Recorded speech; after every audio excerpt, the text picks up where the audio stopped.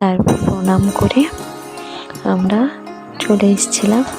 এখন যাব বাইরে। বাইরে তো নারায়ণ ঠাকুরের প্যান্ডেল হয়েছে, ওখানে ঠাকুরের কাছে গিয়েও প্রণাম করে নিয়েছিলাম।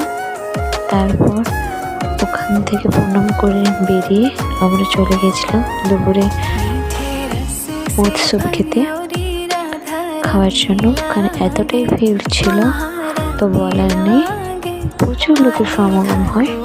তাও আমরা চলে গেছিলাম ওখানে ঠাকুরের দর্শন করে তারপর ঠাকুরের মধ্যাহ্ন খেয়ে এতটাই ভিড় আমি তারপর ভিডিও করতে পারিনি কি খেয়েছিলাম না খেয়েছিলাম।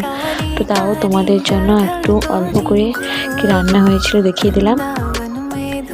ইউটিউবে রান্না হয়েছিল, তো আরও অনেক কিছু ছিল কিন্তু দেখাতে পারিনি। তারপরে খাওয়া দাওয়া শেষ করে শেষে আইসক্রিম খেয়ে বাড়ি চলে এসেছিলাম। টাটা বন্ধুরা।